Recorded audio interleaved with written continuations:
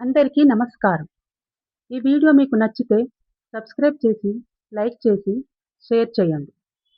మన సనాతన ధర్మంలో మహిళలకు ఎంతో ప్రాధాన్యం ఉన్న పవిత్రమైన వ్రతాల్లో వరలక్ష్మి వ్రతం ప్రత్యేక స్థానం పొందింది. ఈ వ్రతాన్ని ఎంతో పెద్దగా, క్లిష్టంగా భావించాల్సిన అవసరం లేదు.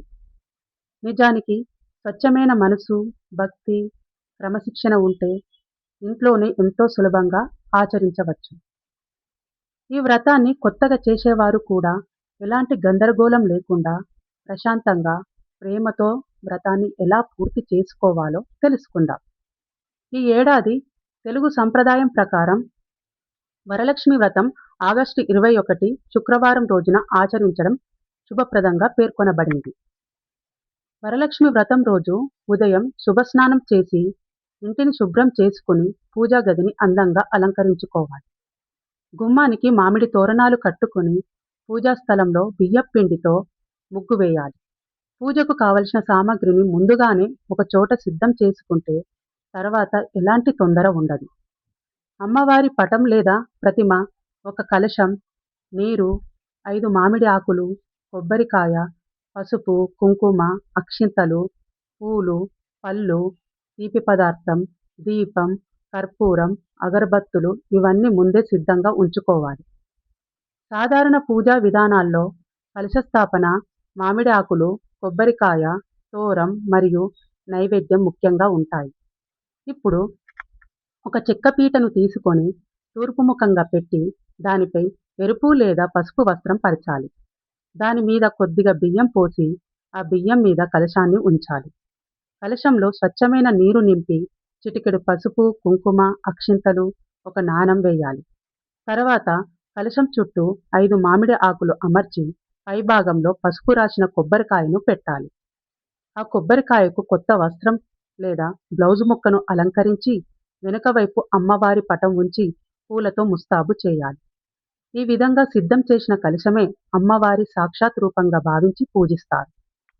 వరలక్ష్మి వ్రతంలో తోరం కూడా చాలా ముఖ్యమైనది.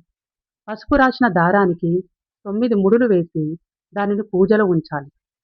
ఈ తోరం లక్ష్మీదేవి అనుగ్రహానికి ప్రతీకగా భావిస్తారు. పూజ ప్రారంభంలో ముందుగా దీపారాధన చేసి విఘ్నేశ్వరుని స్మరించుకోవాలి. ఆ తర్వాత సంకల్పం చెప్పుకొని, అమ్మా వరలక్ష్మి, మా కుటుంబానికి ఆయురారోగ్యాలు, శ్రేయస్సు, సౌఖ్యం, సంపదలు ప్రసాదించు అని భక్తితో ప్రార్థించాలి. తర్వాత అమ్మవారిని ఆహ్వానించి పూలు, పసుపు, కుంకుమ, అక్షింతలతో అలంకరించాలి. ఇక వ్రత కథలో చారుమతి దేవి కథను తప్పకుండా స్మరించుకోవాలి.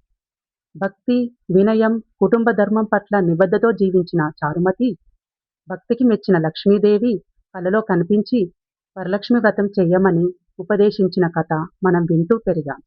ఆ కథను స్మరించడం ద్వారా వ్రతానికి మరింత పవిత్రత వస్తుంది.